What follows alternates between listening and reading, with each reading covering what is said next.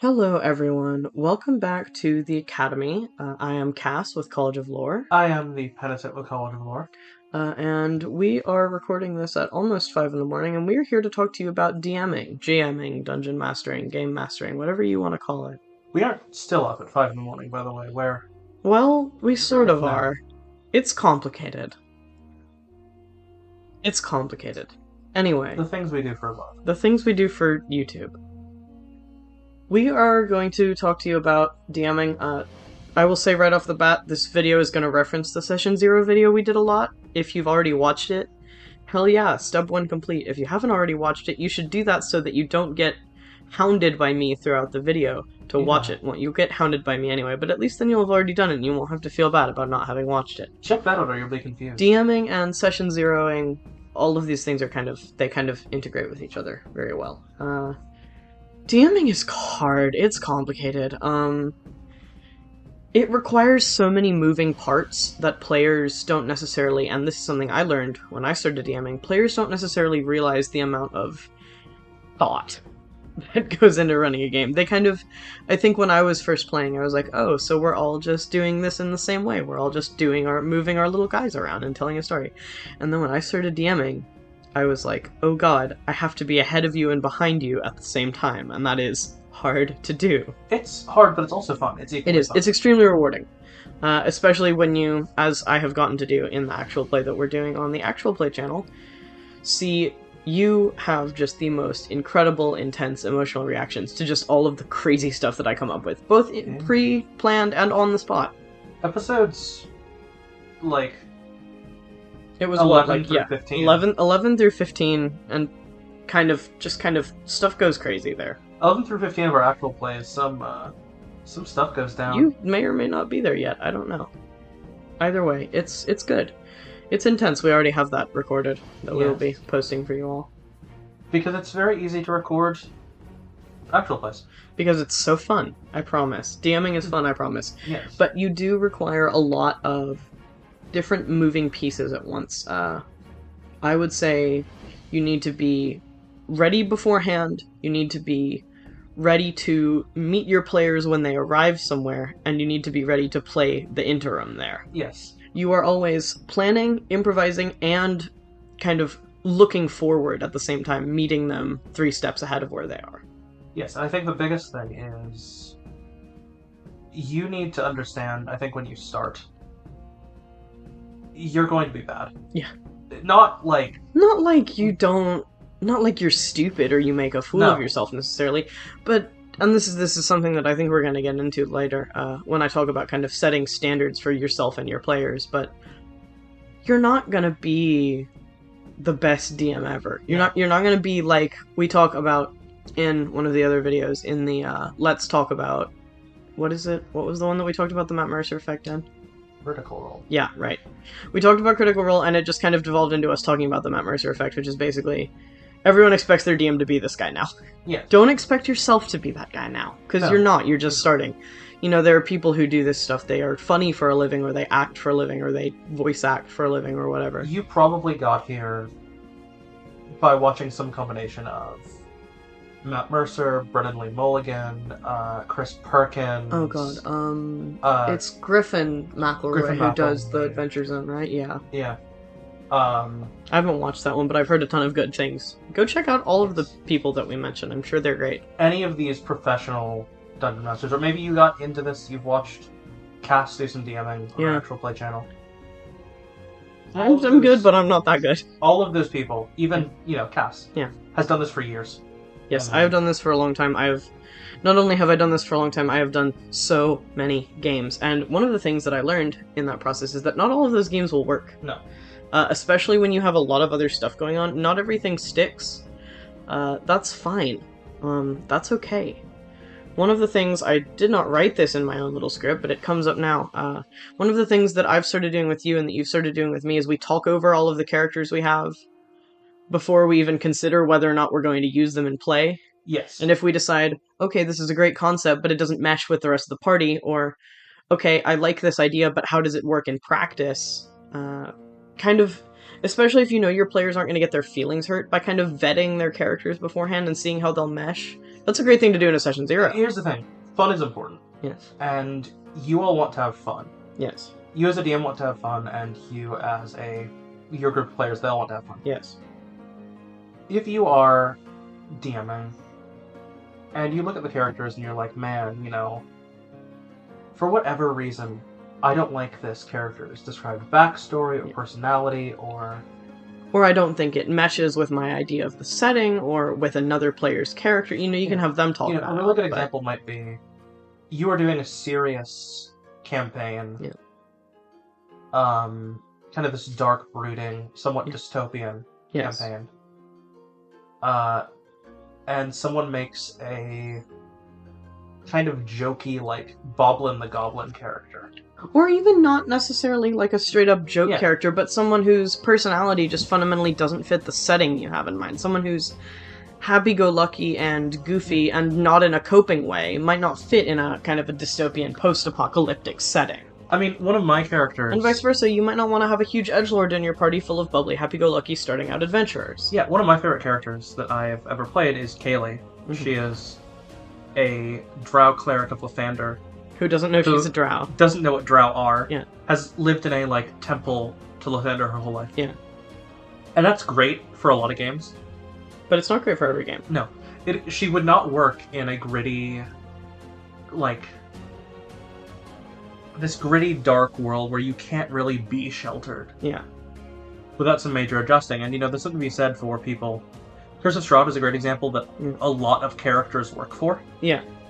Because you can kind of stick anyone with anything and they just have to tolerate it until they get to being more amenable to whatever you want them to be. The biggest example of player characters is if you see a character you get, and you say, why is this person an adventurer? Yeah. Why are they here? Yeah.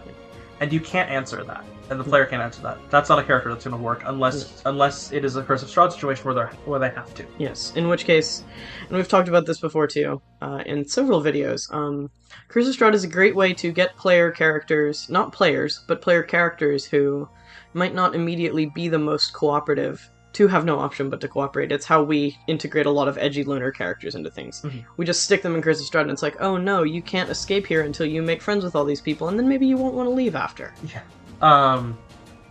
Suck it up. But yeah, and sometimes the concept just doesn't vibe necessarily. Yeah, and that's it's not fine. your... There were a couple concepts for the actual play that I was just totally like, I don't know what to do with this. Yeah, there's... Or it doesn't make sense for the vision I have. So either save it for later or rework it in a way that makes sense for the setting. A significant example, if you've watched our actual play and started to reference our actual play so much here, is Ruby. Yes. She went through significant rewrites. Yes. There were like 3 or 4 drafts of that character in our session 0 that isn't recorded here. Yes. We should record one of those sometime. Yeah. Largely it wasn't recorded here because it was done in the car. Yeah, it was done in the car and it was done over several days worth of discussion. Not all at once. And at the same time, Oxford actually is a character recycled from another game. Yes, who has had some tweaks made, but not all of them are drastically different. He's not a totally different character. But I think the big thing is just your biggest job as a DM is table fun. Yes. Your players expect you to guide them, and if you don't have a direction for their character to go, you're not going to be able to do that. And you can exist with any sort of character. You can be like, well, I don't like this character, I don't love their backstory. I'm not really invested in their backstory. But we'll see where it goes. Yeah. If you say, I'm not invested in their backstory, I don't like their backstory, I'm probably not going to do very much with their backstory. Well, then, that player's not going to have fun, and you're not going to have fun. So just approach them with that. Yeah. Let people know that what you have in mind and what they have in mind might not have aligned in the way that you both expected, and see if you can maybe not scrap the character entirely or get rid of it, but rework it, and if it really doesn't fit, tell them to save it for a different game. Because people get attached to their characters, I get attached to my characters.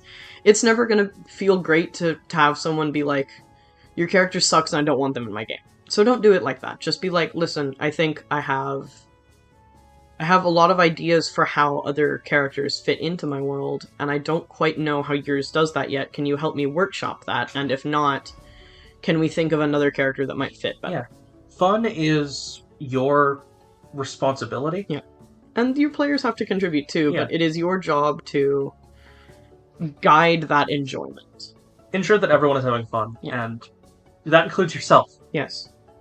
And one of the big things I just want to say while we're talking about saying no and moving on from topics, sometimes there will just be a concept that your players like a lot more than you do, or you like a lot more than your players. For a game, for a character stuff. I know there's a concept that I like that you couldn't imagine making characters for. Yeah.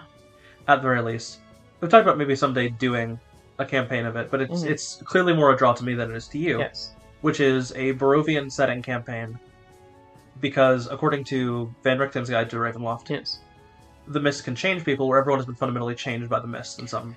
And I think part of that comes from we have very different character building styles. I do not like to be restricted in any way on what I can and can't do with my characters. And you really like having some kind of unifying thread that you can apply to everyone. So that works great for you. If I had to play as that, I would be pretty miserable, and if I had to DM for that, I would feel like everything was too close together. Yes. You gotta make sure those styles mesh. The prompt for our actual play was characters that are in some way redeemable bad people. Yeah.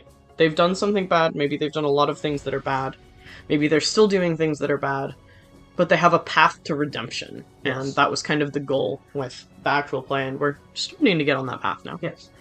And the thing is, basically just, make sure that everyone is having fun. And maybe sometimes, your players like an idea, you aren't necessarily the biggest fan of it, but you go with it. Yeah. And you might end up loving it, because I've done that before. You like it, and here's the thing that I think a lot of DMs don't tell you, a lot of players don't tell you, it's a hard thing to come to. Mm-hmm. It's okay to say, 3 sessions in, hey guys, I'm not vibing with this. Yeah. Can we play a different game? Yeah. And we do that all the time. Yes. We'll get an idea in our heads, and I'll be like, man, this sounds so cool, I really want to DM this, or I really want to play as this.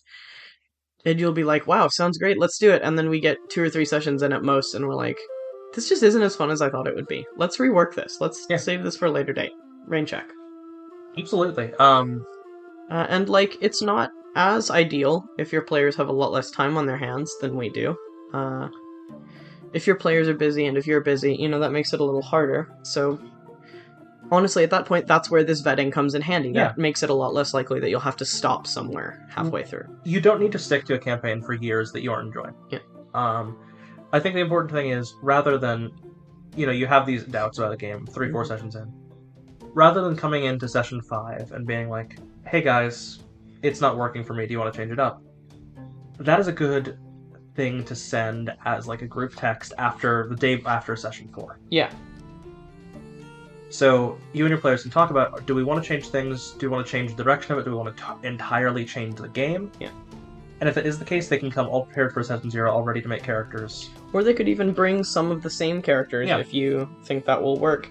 Even if you like the characters, you just don't like the way you're telling the story, you can always reuse them. We do that all the time. Yeah, we have reused characters several times, and I want you to basically never let your players throw away a character concept. Yeah. There's always room for something somewhere. Yeah. It may not be in that game, it may not be in any of your games, but there are also other DMs in the world who might cater more to that player's character vibe. There is a character that I will probably eventually play on an actual play that I've played for 3 different DMs, and Cass is the only one that has ever actually not destroyed that character. Because I love you so much. And also, I'm just not a terrible DM like some of the other people you've worked with. The character, by the way, gets referenced in an episode of Game Tales. Yay! Called The Plague Doctor. Check that out. Yes, that one. God. But yeah, fundamentally, you are, as the DM, meant to facilitate the enjoyment of the entire group. That includes your players, but that also includes yourself. Make sure that you feel ready to and excited to run with whatever your players are throwing at you, and make sure that they feel the same way about what you have. Yeah.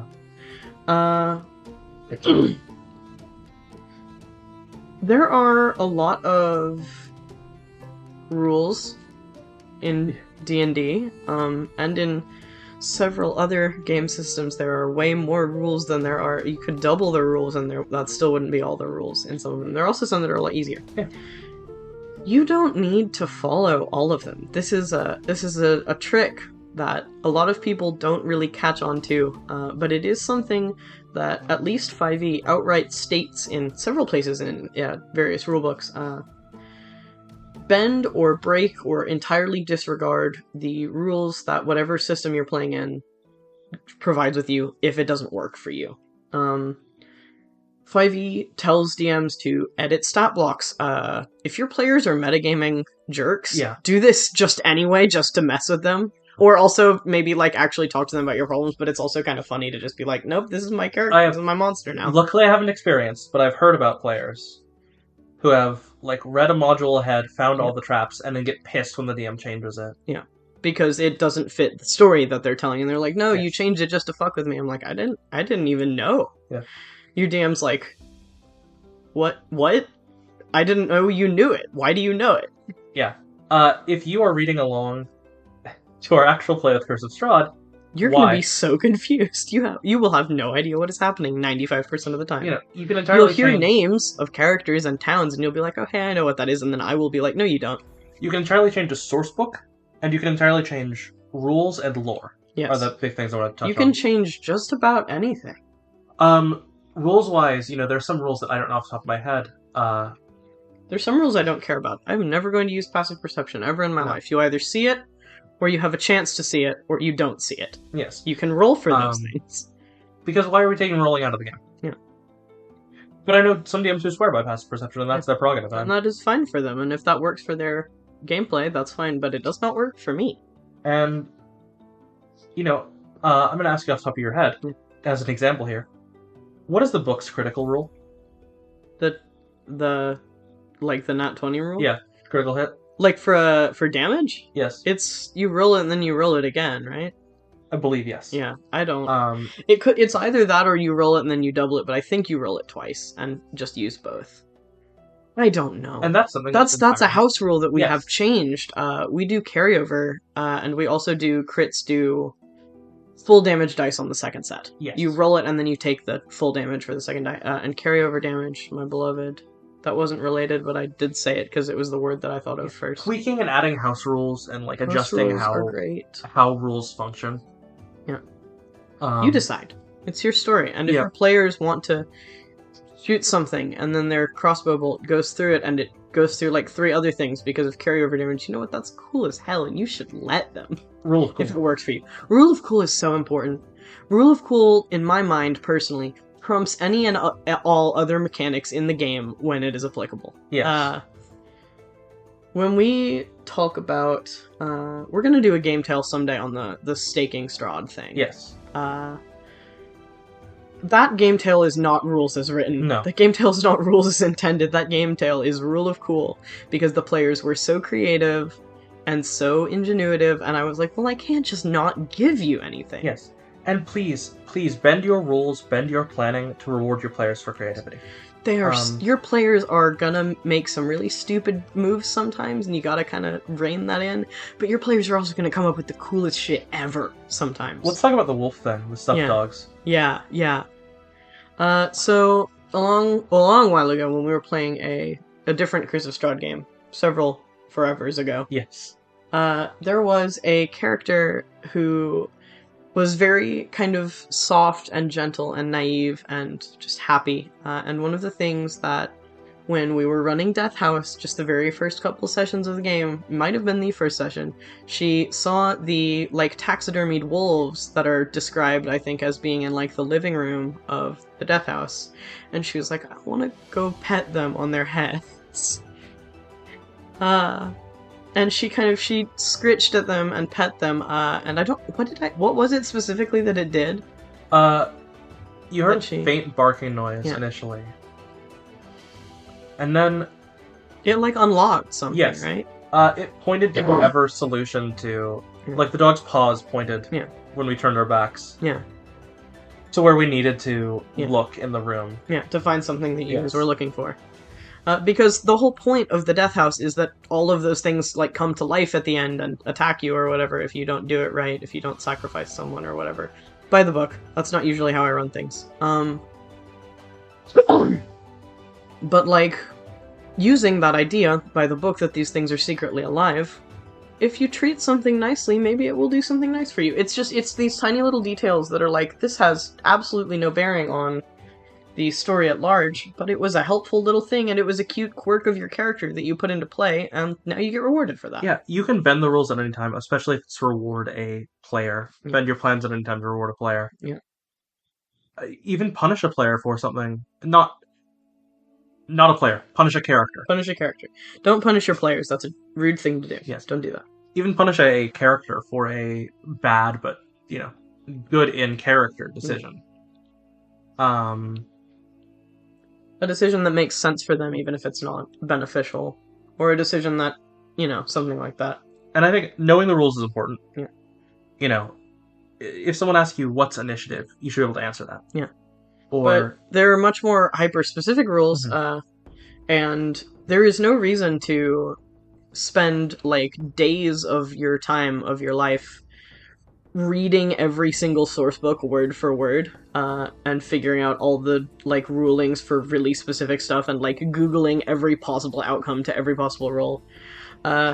If you get into a situation where you need to Google a ruling on a very specific D&D rule, just do it when you get there. Yeah.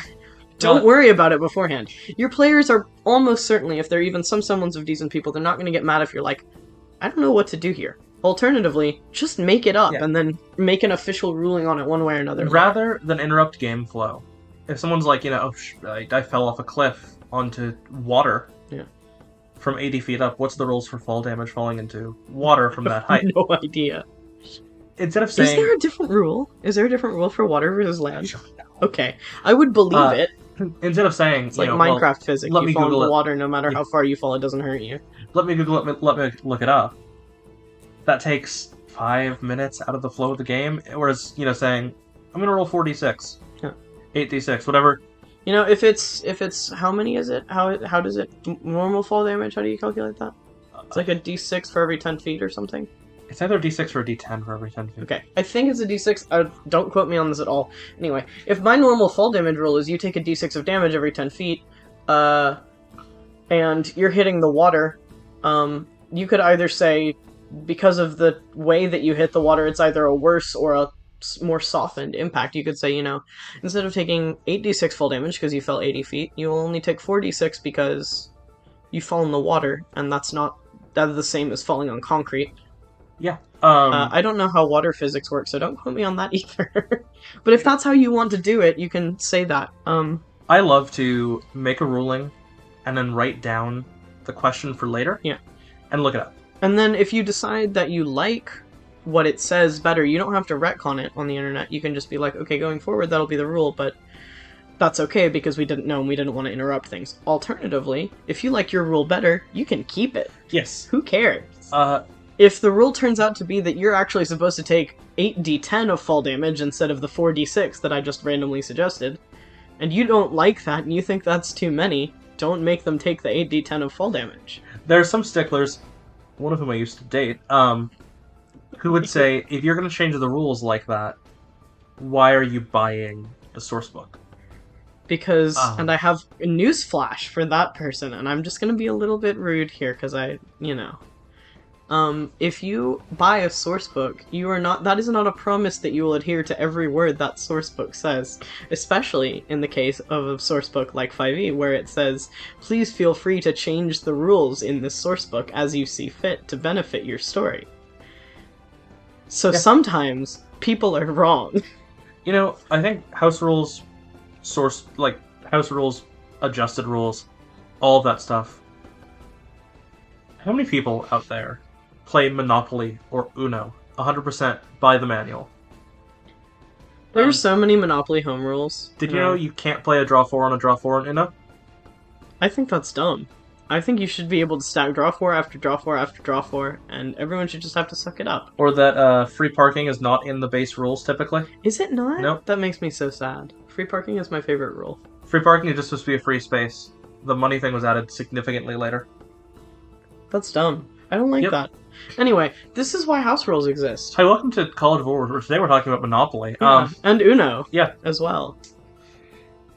But yeah, you can just decide something if you realize that you're in a situation where whatever else it is either isn't there or doesn't work. Yeah. You can make it up and look it up later. You can, especially if it is a rules-heavy system that's not D&D, it's worse than that. Don't feel bad if you don't know something, if you need to look it up, or if you need to just improvise a rule. You can also ask your players. Yes. If a player is like, hey, I know what the rule for this is, do you want me to tell you? You can be like, yeah, sure, that'd be great. Or you can say, no, I got it, I'll figure it out myself. If someone says, hey, I know that rule, fantastic, awesome. If someone says, well, I don't like your ruling because that's not what the book says, as long as your ruling is consistent, as long as you're not doing it to screw the players intentionally,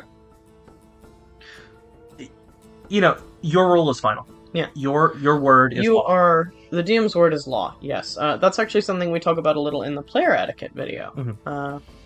DM's word is final. You can apply that to yourself as much as you can apply that to a DM you're playing with. Yes. You can tell them that. And if they get mad, then you can tell them not to play with you anymore. Speaking of, we mentioned retcons. Yeah. Which leads me to another thing with the rules. Mm-hmm. You're allowed to walk something back. Yeah. Maybe don't do it, all the time. No. Be it a roleplay moment that led to a result that you didn't necessarily like. Or feel comfortable with.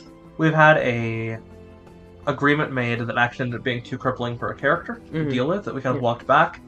We've had a twist revealed that we actually came to realize, maybe that was revealed a little too early. Yeah. These are all in home games. Yes. Let's walk that back and say that we didn't give them that there. Yeah. And it involves some degree of not metagaming roleplay-wise, but it's fine to walk things back if they don't work out for one reason or another. Especially if you don't feel comfortable with how they play out. Say a character dies and failed 3 death saves, they're dead. No revivify, no healing magic initially. But one player kind of looks at their sheet and they say, oh shit, healing word is a bonus action. Yeah. You could have fixed that, yeah. 100% as a DM, you are well within your rights to say, okay, healing word's a bonus action. Mark off the spell slot. And just slap it on there right now. You're back up at however many health, yeah. That is a thing you're allowed to do. And it is a thing that you should do if it's really debilitating to other people's fun to have that be broken in that way. Yes. There are a lot of other tips that I have for DMing, and all of them kind of bleed into each other from here. Yes. This one may end up being 2 parts because I have a lot of things to say, and you also have a lot of things to say. I do. One of the most important things that I've learned as a DM that most DMs will probably tell you, and that most DM guides on the internet, other than this one, will probably tell you, is just like you don't need to fixate on every single detail of the rules, do not, and this is the most important thing I will tell you, do not plan out every single detail of what is going to happen in your story. No plan survives first contact. If you find yourself in your DM notes writing, the players will, or the players should, they won't and they shouldn't. They won't and they shouldn't. No plan survives first contact, and that does not necessarily mean that the players are your enemies. No. But what it means is sometimes you will just get into a space of this is the direction I want this story to go in. This is how the players should do it if they want to tell my story. And then the problem that you realize is they're not telling your story. They're telling everyone's story. You can write out, for a puzzle or a roleplay encounter or a town, options A, B, and C, and your players will pick pineapple. Yeah. Giving them options is really helpful for that. But I'll talk about that a little bit later. What it boils down to is you can't plan everything that your players will do because they're different people and they can't read your mind.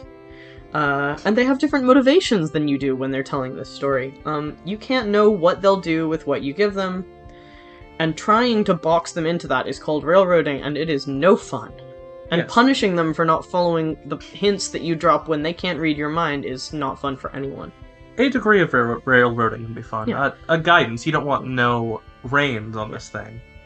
And there are a lot of great opportunities to have someone kind of steer the PCs in the right direction, You can have an NPC, a friendly, or maybe a not friendly NPC, kind of tip them off as to a clue on their quest or something that kind of leads them to where you have another plot point planned. But you can't walk them there. You can't, like, have them be forcibly escorted by unseen forces to your next plot point if they don't want to go there. Being on a train is a great thing. Being dragged behind a train is horrible. That is a really, really good way to put it. There are multiple stops on a train.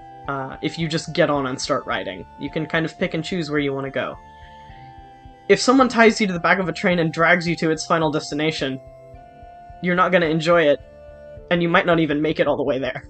Yeah, and, you know, it's interesting, because I think we both had experiences of, we have this plan in mind for how this thing is going to go, and the characters either bond with an NPC you're not expecting them to, or turn against an NPC you're not expecting them to, or decide a whole different thing is now a plot thread for them. Something comes up, you know, you say, here's this one-off NPC that is like a shopkeeper, and they're having this random small problem in their life, and your PCs are now like, oh, this person has a problem, we are dedicating now our whole lives, everything else is put on hold, I don't care that the apocalypse is impending, we have to help this shopkeeper.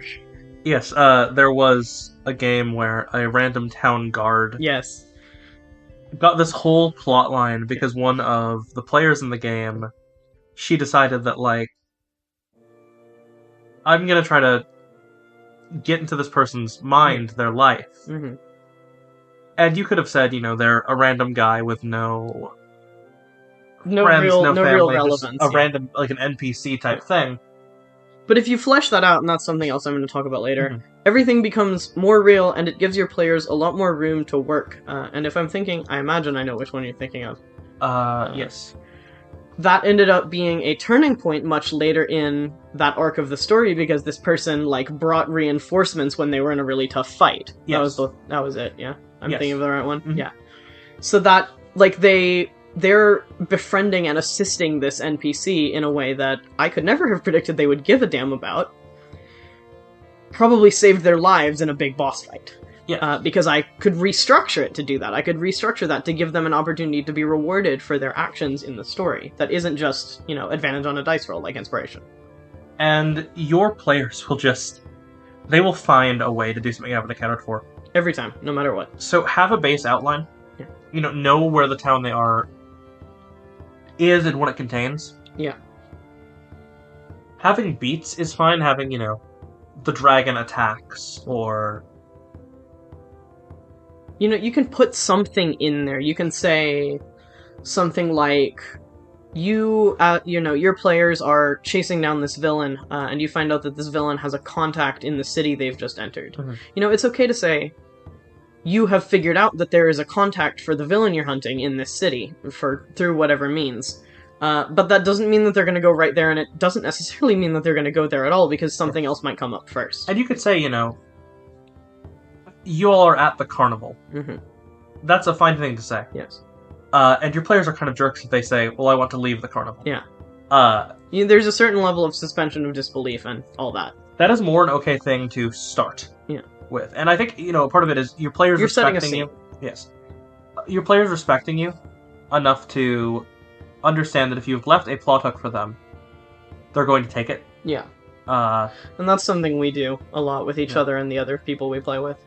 If you scatter plot hooks around that are very clearly like, hey, you know, this is what I have prepped, this is where I'm going this session, please follow it. Yeah. There have been times where I've outright been like, you know, you guys are technically free to go anywhere on the map of Barovia that you want, but go to Vallaki, because that's what I have planned for the next session.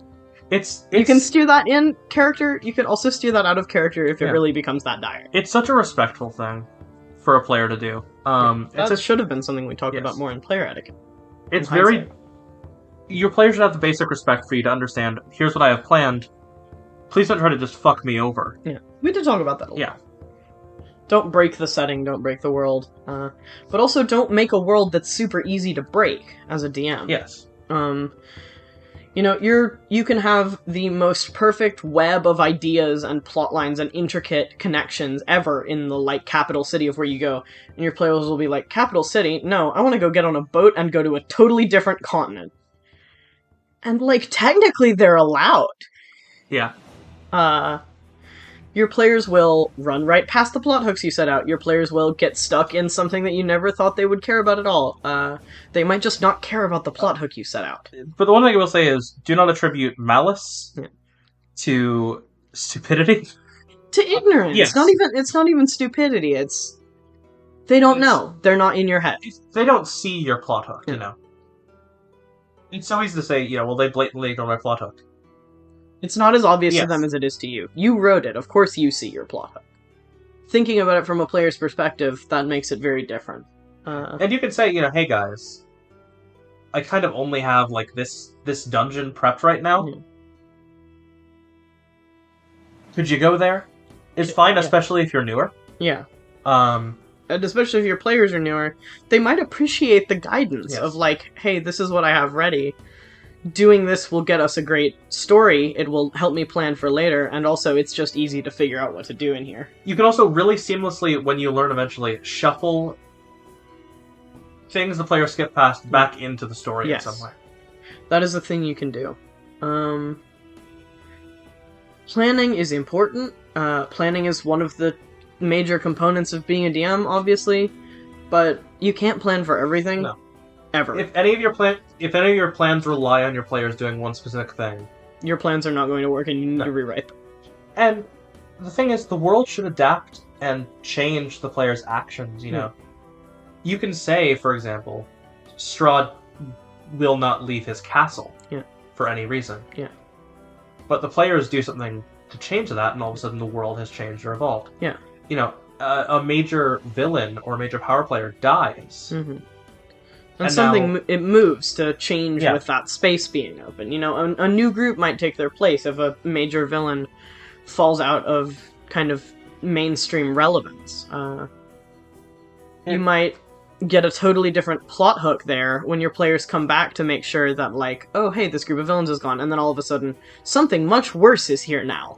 Like, it's like the idea of, like, a thieves guild that is operating technically against the law, but they're also keeping a lot of much worse criminals from cropping up because they're kind of vaguely connected with the government, and they're basically doing what they do to keep worse crime from happening. It's something like that. And if you take that thieves guild down, all of a sudden all this other crime pops up. Yeah. And it's interesting. Like, you consider these various points. The world will change basically every session. Yeah. Some part of the world will change. You could sit down for a year of uninterrupted time where all you have to do is eat, sleep, and write D&D. Yeah. And you could make the most wonderful setting. You could flesh out every single NPC that exists in this world. And then your players will ignore all of it. Yeah. And it's not gonna last. Because things change. If you want to write the perfect setting and the perfect characters and you don't want anyone to interrupt it, write a book. Yeah. Don't run a D&D campaign. If you have this great idea for a story, don't tell it collaboratively if you don't want it to change. There's nothing wrong with having the coolest setting ever in your mind and saying, okay, I love this. I'm going to go write this down somewhere else and not put this in my campaign because there's no way my players are going to get to all of it. There's no amount of pre-planning that you can do, even, that spares you the planning you'll need to do between sessions, because you can't plan for what the players will do. You can't plan for what that will change. Yes, you can't plan for how the world will change, and you don't want just this static, locked-in world where nothing is dynamic and nothing ever moves. That doesn't react to your players at all. Yeah. Because fundamentally, the players are trying to change the world one way or another, and that should be happening with every action that they take. Yeah, and maybe, your players aren't yet these big heroes that are saving the world. Well, they've affected their city, or their families, or some random person that they saved from an orc attack. Yeah. Someone will be affected by what they do, whether they directly affect them or not. Yeah. Speaking of, like, your players, like, just gravitating towards stuff that you don't expect, a great way to avoid that being a huge problem for you is to have what you throw at the players be something that will matter to at least one of them. Mm-hmm. Sometimes your plot threads are kind of ambiguous and vague and generally useful to just guide your players in a direction, but especially as you get further into things and you find out more about what those characters want, you gotta play into that. You gotta keep them invested in what they're doing, because otherwise they're not gonna want to keep playing. So sometimes what that means is you come up with a really cool location with a really cool thing in it. You can be like, hey, there's a Fountain of Eternal Youth in this dungeon. But a Fountain of Eternal Youth is really useful if one of your players is, like, nearing their 80s. Yes. And cares about not dying. But what if your players are all, like, teenagers and young adults? Like, no one's older than, like, 24. Yeah. That doesn't matter to them unless they're given another reason to go there, like they're sent on a quest to retrieve the water, and that's a very different plot hook. You gotta cater the plot hooks and the ideas of things to do that you throw into your story to your players, especially involving other things that matter to them. Instead of just 100% making up something new every time, bring in something they care about. Have an NPC they love get kidnapped. Have a villain they're chasing hurt someone in the party specifically out of malice. Give an item to a player or give an item as presented as an idea to a player that draws them toward finding it because it matters to them or their family or their backstory or their goals. Yeah. Incorporating a player's backstory into the campaign is so important. Yes. And it's necessary. Yeah, it is. Your players aren't going to have fun if you're just telling a story that's all about you and your ideas. You have to bring in their ideas, too.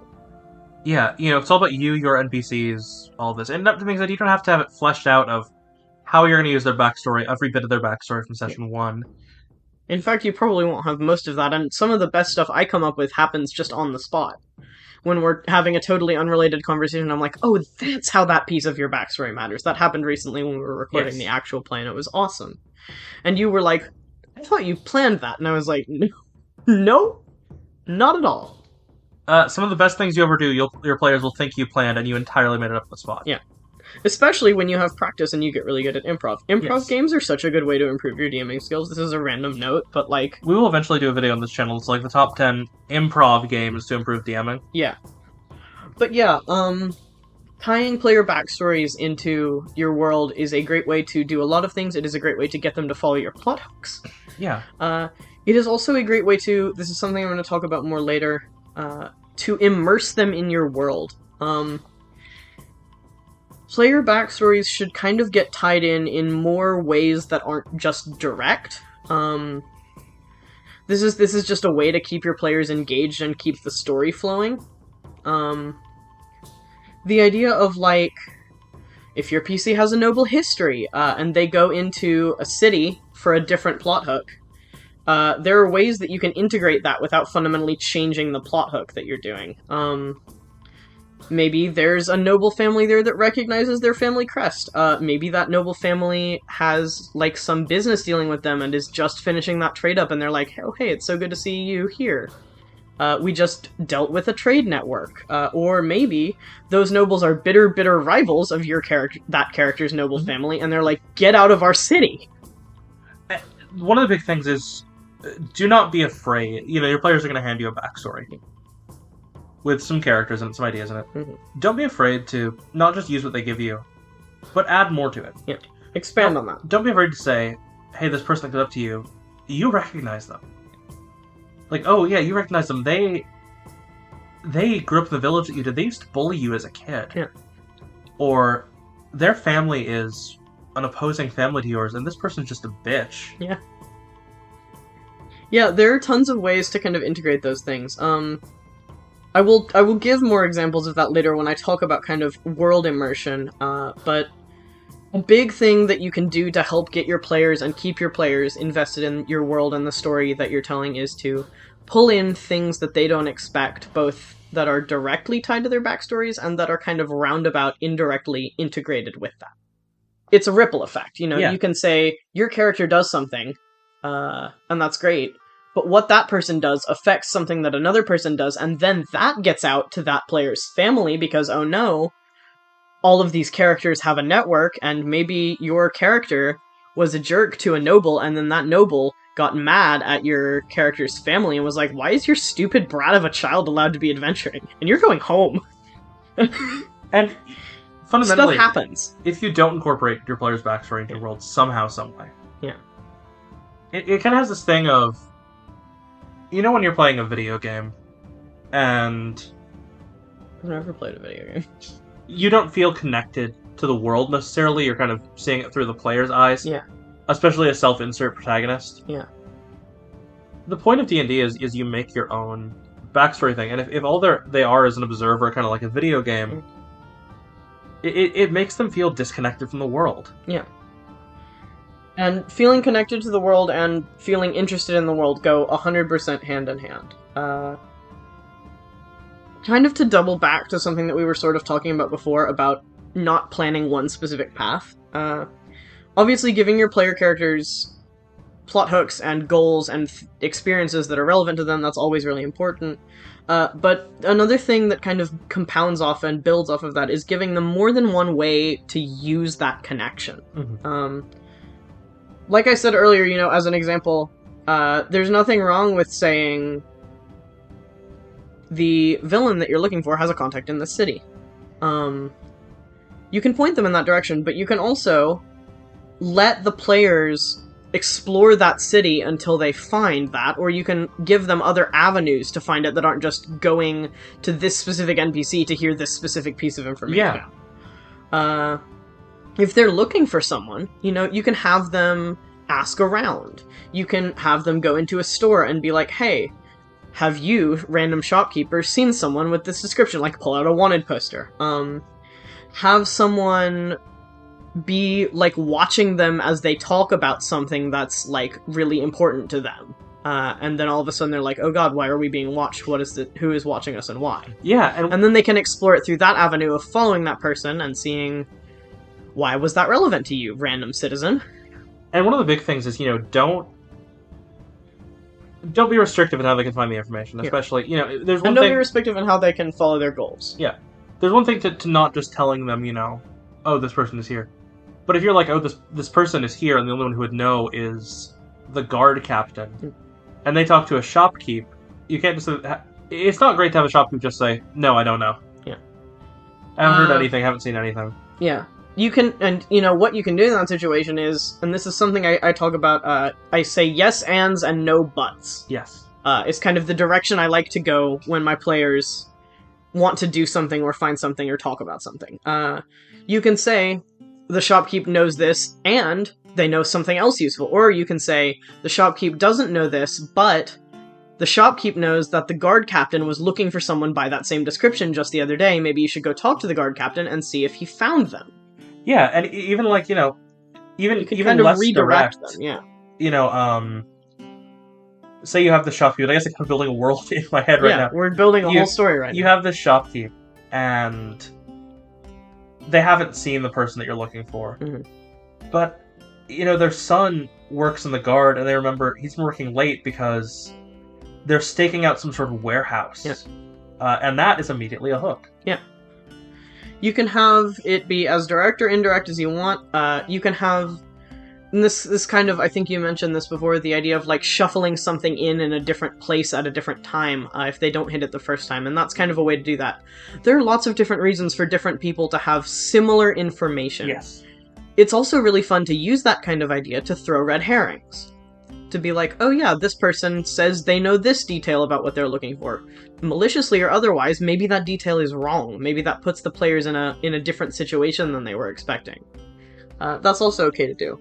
And something you said kind of reminded something in me. Mm-hmm. One of the big things I want to point out is, if you're new to this and you have, for example, a branching path, a fork in the road. Yeah. And one way is the right and one way is something you haven't planned for. Yeah.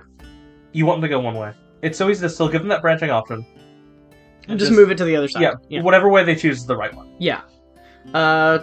The illusion of choice is such a Yes. great tool as a DM. You can be like, there are two paths in front of you. You can go this way or you can go this way. You can say, one of these leads to a castle, and one of them leads to a hole in the mountain, like a big cave opening. And you can say that both of those have totally different plot hooks and storylines in them, or you can say, something like, you see this place and you see this other place, and they are looking for a group of bandits. And then they get to decide, well, these bandits have done XYZ and it makes sense for them to go hide out in this abandoned castle. Or these bandits have done XYZ and a castle seems like a too obvious place where it would be easy to live. Maybe they're hiding out in this cave that's a little more hard to find. And then, based on what they decide, you can just put them there. Or you can leave a clue to the fact that they're in the other place if you decide it doesn't work. Let that encounter be moved around based on where your players decide they want to go. Yeah. You can put a troll on either path. They know there's a troll, you can put that troll down the left path or the right path. It doesn't matter which one, and they'll never know that you chose it. And even if something they know is going to happen, or they know is never going to happen, make it seem like it can. Yeah. For Give example, it the option. A long time ago, I played a game where, if anyone out there has watched any sort of Walking Dead, it was a similar to Negan type thing of a villain killing a character at random, and all the PCs were there, and all of the NPCs were there. All the relevant NPCs of the party. Yes. Not there. Everyone in the world. No. Kind of lined up, and was just going to execute one of them at random, was literally this character rolling a die. Rolling this, bone dice to decide who they would kill to make a point. Yeah. I rolled it behind the DM screen. There was no way in hell I was ever going to have it be one of the PCs. Yeah. But I want them to think I will. Yeah. It has more impact if they're not quite sure what exactly will happen. Yes. Instead of you just outright deciding in front of them. It was early enough in the game that none of the PCs had developed enough of a character arc that it felt satisfying to kill them off. So, but they didn't need to know that for sure, and that suspension is part of the fun. You're allowed to fudge rolls and stuff. You're allowed to, and if you had rolled a PC, you don't even have to put them on the roll table, but if you had rolled one, you could literally just say, for the sake of that experience, that it was something else, and they'll never know. They'll never see it. Rolling privately is a great tool. I am not largely a fan of fudging rolls. I'm not either. I don't know if I've actually ever done it. But that is one of the situations. Yeah. That's a situation where even if you just have it already in your mind and you roll a die anyway and it doesn't change it. Yes. It's the effect of it that kind of puts that fear in your players and puts that emotion, even if it's a positive emotion, in your players. But the illusion of choice. Also, sometimes just roll a bunch of dice to scare them. Yeah. One of my favorite things to do that I don't do enough, and I especially should do this in games like Curse of Strahd, is just ask people, hey, can you roll perception for me really quick? And then don't tell them anything either way. What's your armor class? Yeah. How many hit points are you at? Yeah. What's your base walking speed? What's your base walking speed? You can ask, do you have a swim speed?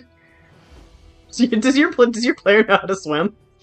Just ask someone that out of nowhere and just watch them, shake in fear. There are a lot of fun things you can do like that. And then never have it be relevant, ever. Yeah. Or have it be relevant several sessions down the line and they're like, is that why you asked me for my goddamn swim speed? 4 sessions ago, and you're like, maybe. It's great to keep players on their toes. It is. 100% it is. And it makes it more engaging for them. There are a ton of ways to give your players options. There are also a ton of ways to make your players feel like they have options, when really it's actually just going to be the one thing that you had planned that whole time. One thing I'd like to say is being alert to what does and doesn't work with your players. Yeah. There are some things that can murder a game. And you need to be able to walk it back, or something like that. There was one time I can think of that, as I said before, I've mentioned this anecdote somewhere. The thing of someone getting their wife back too easily too early. Yeah. That just kind of murders all of what the player wants, Yeah. Or, I try to avoid mentioning Kurtl, but it's so excellently DM'd. If Matt had decided to kill the Briarwoods off screen. Yeah. By something unrelated. Yeah. That's not what you want. But even more than that, there was one time that a player character that I was DMing in a game for, they found what I had written in as a wellspring of the Fountain of Youth. It was a hint at a later plot point. They had accidentally fallen into it and had made themselves not like a child, but notably younger. Specifically notably younger than awkwardly, horribly rolled the person they were in a relationship with. Yes. Which was not great for anyone. I could tell the player was distressed, and I was a little distressed. Yeah. So I made very quick ways to get this resolved within a day or two of So game that time. no one had to be uncomfortable as a character or in real life. Yes. Yeah. Because nothing you want to decide for your players should make them uncomfortable, we are okay as player characters. If you wanted to, if you as a DM cast wanted to take any of the player characters in the actual play, and you're like, hey, this character has died when they die in a fight. Yeah. I'm going to bring this human, adult male back to life as a female sea elf child. Yeah. We would be 100% cool with that. Yeah. And you would assume I had a reason for it. Yes. But a lot of people wouldn't be. Yeah. For example... A lot of people don't have that much faith in their DM, and that's fine, because a lot of people don't know each other as well as we do. For example, we are not we are not binary trans people necessarily. Yes. I probably a little less binary so than you are to a degree. But, if you get gender fucky with someone who is very binary, especially someone who's very binary trans, who's already had to be something like that in the past, you've got to be damn sure that's okay. Yeah, you have to make sure that your players are comfortable with any change that you might put on them. Their characters, and especially them. It's okay to make a character a little uncomfortable if your player is okay with it, but if your player is not, you cannot do that. It will ruin their enjoyment. The character should be uncomfortable. The player shouldn't. Yeah. There are times where it's okay for a character to be like, oh man, this sucks for me. I hate this. I want to resolve this problem. But if your player is like, I don't like this. I don't want to play in this scenario. This makes me uncomfortable or upset or scared. They are not playing in that scenario, and you need to roll it back. I think the example I'll give is if, because of a sacrifice, a polymorph, whatever, you have a character who is a trans man. And he is now basically stuck until further notice as AFAB pre-transition form. Yeah. The character should be uncomfortable with that. If the player is also, for example, a trans man who's not comfortable playing that's when it's a problem. That's when it's a problem. It's all about making sure it's consent and respect for people's boundaries and comfort levels, which is a thing that you should talk about with your players, not just in Session 0, like we talked about in the Session 0 video, but all the time. I did tell you guys I was going to plug that video a lot in this one. And it's okay to dangle something horrible, again, like we said previously, without doing it. You can threaten your players with that idea, or your player's character specifically. You can be like, you can have a villain be like, oh, I threatened to cast polymorph on you and trans your gender. And then your character is like, no, don't do that, and the rest of your party is like, no, don't do that, and then they come together and kill this bad guy. I don't know. Yeah. I have done something that I was DMing for. Yeah. Where one of the player characters was they were a younger player and a younger character. Yes. Where they were playing a non-binary, but expressly against being femme. Yeah. And young teenage character. Yes. Who expressly, as a player, was not comfortable being an adult character. Yes. And was not comfortable being a female character. Yes. Because of something in their backstory that would have happened to them previously that we have talked about. I dangled, like, oh, I'll give you this thing, but you'll have to let me do to you what these people are going to do to you, which is turn you into an adult female Asimov because of this person's backstory. Yes. And they were never going to accept that, and I was never going to force it on them. But it forced the rest of the party to come up with, okay, what's a better deal we can make? What's a solution to this problem that isn't forcing our friend to go through that? Yeah. It is fine to dangle something you're never gonna do. But the second you do it, you have to make sure, because now it's gone from a theoretical to a reality, everyone needs to be on board. Yes. Everybody needs to be on the same page. And if you're doing something like this, warn your players. Yeah. There's so much a factor for the surprise, and we trust each other. Yeah. I trust you, especially in the actual play, so much that I know that whatever you do, you have a plan for it. Yeah. And I will not let anything stick that is really harmful. You could turn all of our players into goblins, all characters.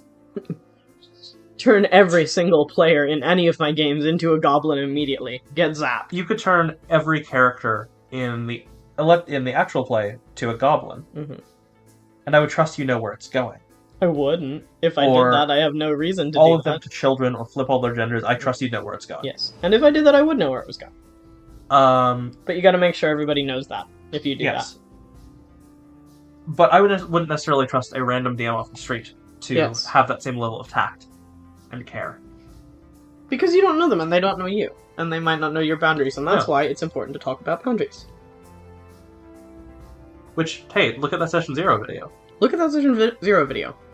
So, we're getting about to the halfway point of this conversation, and I did say this was probably going to be a 2-part episode, so what I'm going to say right now is, speaking of our Session 0 video, if you haven't watched it, take a break from this one and go watch it, and then come back and watch the other half of this video when it actually gets released. Or just watch this half of it again.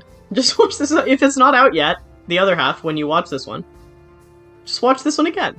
Yeah. It'll give you some new, fresh context. And if you're watching this because you're getting into DMing, welcome to this. Yeah. There's second part 2 of this, but I think the biggest thing is you should be really excited. You should be. It's exciting, it's fun.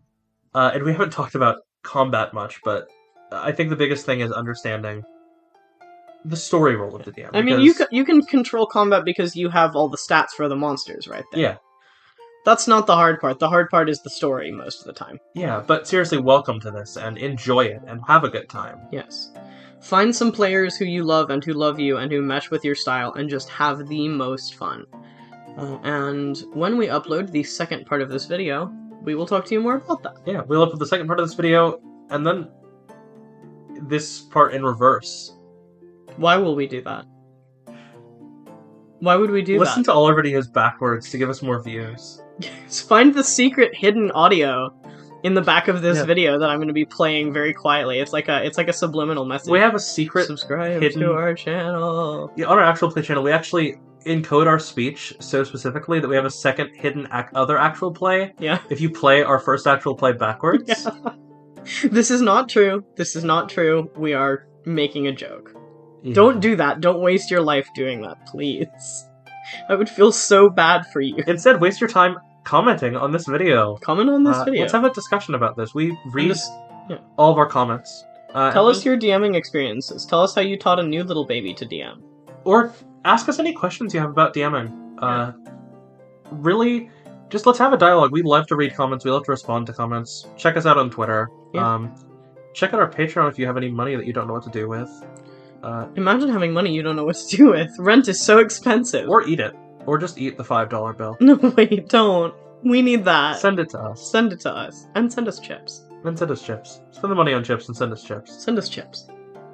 But yeah, look forward to the second part of this video when it comes up later in the week. And everybody have fun with your DMing stuff. Thank you for watching this video from College of Lore.